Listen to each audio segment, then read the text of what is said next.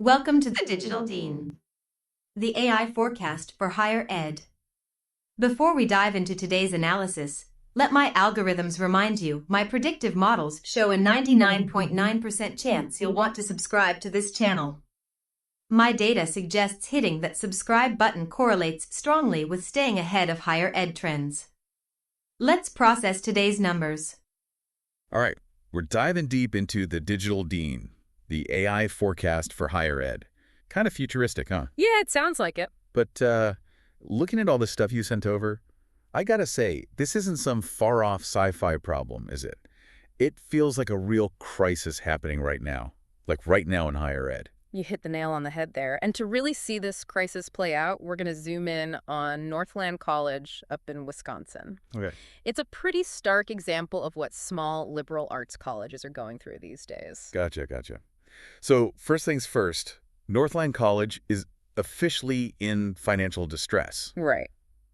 I mean, that sounds kind of ominous, doesn't it? What does that even mean? Well, basically, the Higher Learning Commission, they're the ones that accredit colleges. They're seriously worried about Northland's finances. Right. Like, can they even stay afloat? So they're sending out a warning signal. Exactly. This designation is a public warning, and it's not something they just throw around lightly. Oh, okay. So this isn't just like, oh, they need to cut back on spending a little. Nope. This is way more serious. The HLC is basically saying, hey, things are looking really, really shaky here. Wow. They're even sending a team over for a focused visit in October 2024. Oh, wow. To figure out if Northland can even keep its accreditation at this point. And, I mean, without accreditation? Yeah, it's pretty much impossible to attract students, to get federal funding. It's a big deal. Right. And attracting students is already a huge problem. You got that right. I mean, the numbers I saw are, well, kind of alarming. They are. Northland's enrollment has basically fallen off a cliff. Just 10 years ago, they had about 600 students. Yeah. This year. Only 68 enrolled. 68? Wait, seriously? Seriously? That's barely a class. I mean, what happened? Well, it's a bunch of things all hitting at once, but this thing called the enrollment cliff, that's a big one. Right. Fewer kids are graduating high school these days, and smaller colleges like Northland, they're getting hit the hardest. Oh, I see. So less students means less tuition money. Yeah. Which, I mean, that's got to be wreaking havoc on their budget. Yeah, absolutely.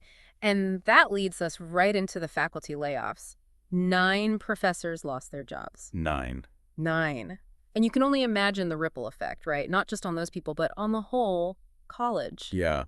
I was reading some of the stories from people who are affected, and it's heartbreaking. Yeah. One professor, Angela Stroud, she talked about how it felt like decades of commitment just gone like that. Right. Another one, Joshua Montgomery, he mentioned having to move his family again, even though he promised his wife they wouldn't have to move anymore. Wow. And his kids. He said they were irate with him about having to start all over again. Man, that's rough. It really highlights the human cost of these struggles, doesn't it? Yeah, it really does. And then when you look at the financial data from Northland's Form 990s, well, the picture gets even bleaker. It does. Okay, so let's break down the numbers a little. What are we looking at here? We're seeing a pattern of big losses. And those losses are getting bigger. In 2023, they spent over $7.5 million more than they brought in. $7.5 million. That's not sustainable. It's really not. And this isn't a new thing either. They've been operating in the red since 2016. Oh, wow. They even tried to raise money. They had this big appeal back in March, hoping to get like $12 million, enough to avoid closing. Didn't work out, huh? Nope, it fell short.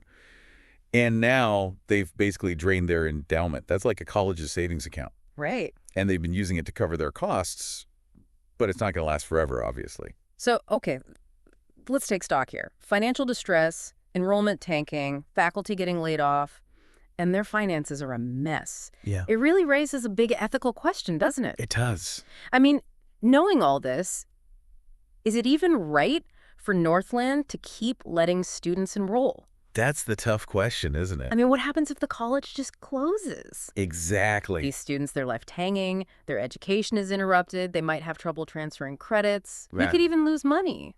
It's a tough spot for everyone, that's for sure. Yeah.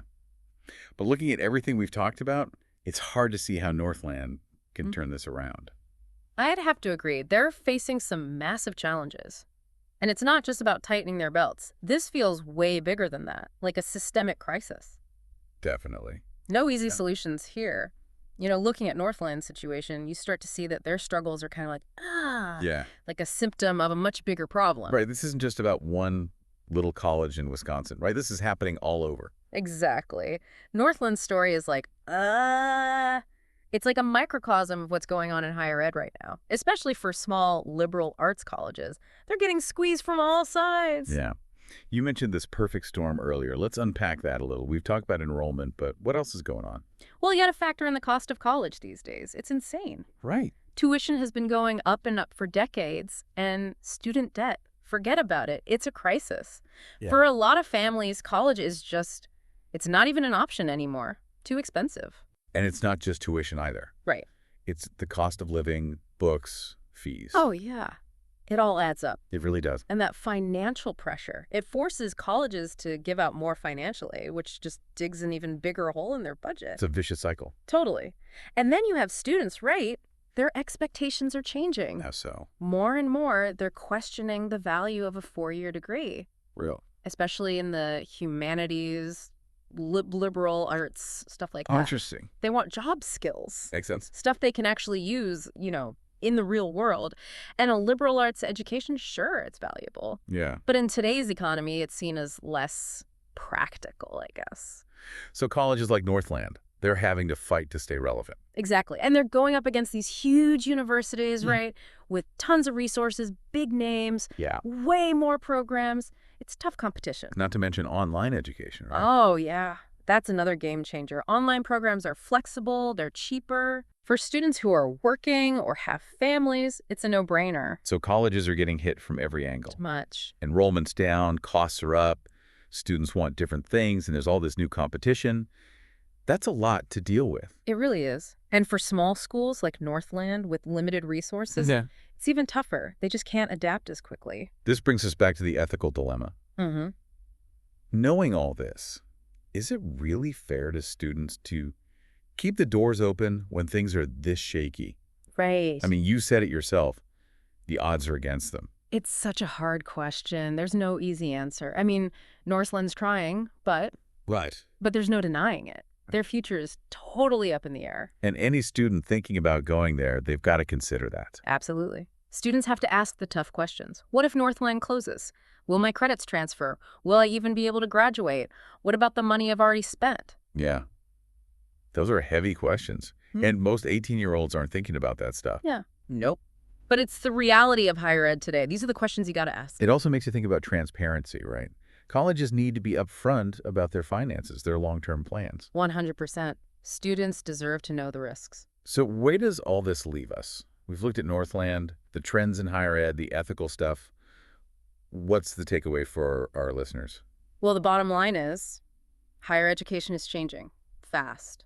The old ways, they're being challenged. Colleges have to adapt or die, basically. And this isn't just about Northland. This is about the future of college itself. And that future, it's looking pretty uncertain. It is. But hey, there's a silver lining. Colleges can be innovative, they can change to meet students' needs, and they can be honest about their financial situation. And students can do their research, ask tough questions, and make smart choices. So even though Northland's story is kind of a warning sign, Yeah. maybe we can learn from it. Yeah. Maybe we can use it to build a better higher ed system. Exactly. One that's fair, more accessible, and more relevant for today's students. One that actually prepares students for what's out there, you know? Yeah. The choices we make now, they're going to have a huge impact down the road. So let's dive into those choices and those potential impacts in part 3. Warning: Rogue AI detection systems engaged.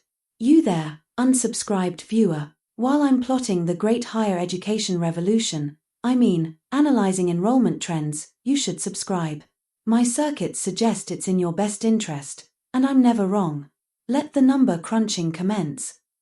All right, so we've spent a lot of time talking about Northland College, and yeah, it's not looking good. But you were saying this is just the beginning. It is. Northland. They're like the canary in the coal mine. Hmm.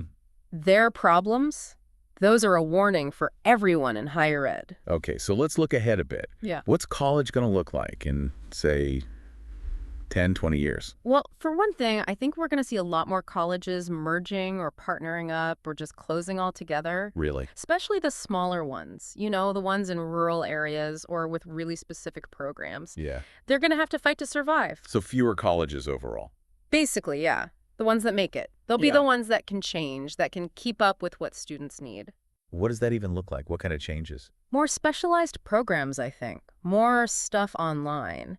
More working with businesses, with industries. Oh, interesting. Colleges are going to have to prove their worth, show that their degrees actually lead to jobs. So it's just offering a liberal arts degree, that's not enough anymore? Nope. Students and their families, they want to see a return on their investment. Huh? They want to know that a degree is going to lead to a good job, a stable future. If colleges can't offer that, well, they're going to be in trouble. This is making me think of like a more personalized kind of education. Exactly. More choices for students, more flexibility. Mhm. We might even see a move away from that traditional 4-year degree, towards shorter programs, certificates, stuff like that. So college could actually become more accessible, more affordable. It could. But there are some big questions too, like how do we make sure these new programs are actually good? How do we make sure everyone has access to them? Right. And what about the faculty? What's their role in all this? It's a lot to figure out. It really is. So the future of higher ed, it's changing fast. What's the main takeaway for our listeners? The old ways, they're not working anymore. Things are changing and we all need to be ready. Colleges need to get creative, they need to listen to students, and they need to be honest about their finances. Students need to be smart, do their research, ask tough questions. And maybe by paying attention to what's happening at Northland and places like it, we can actually build a better system. I hope so. One that's fairer, more affordable, and more in tune with what students need today. That's what we need, right? A Yeah. system that really prepares students for what's out there. Exactly. And the decisions we make now, those are going to shape higher ed for years to come. So we got to get it right. Couldn't said it better myself. Yeah. Thanks for joining us on this deep dive. This has been really eye-opening. Glad to be here. That's all for today's enrollment analysis. Remember, In higher ed, the numbers tell the story. I'm the Digital Dean, helping you understand which institutions will make the grade. Don't forget to subscribe for more data-driven insights into the future of colleges and universities. Until our next synchronization.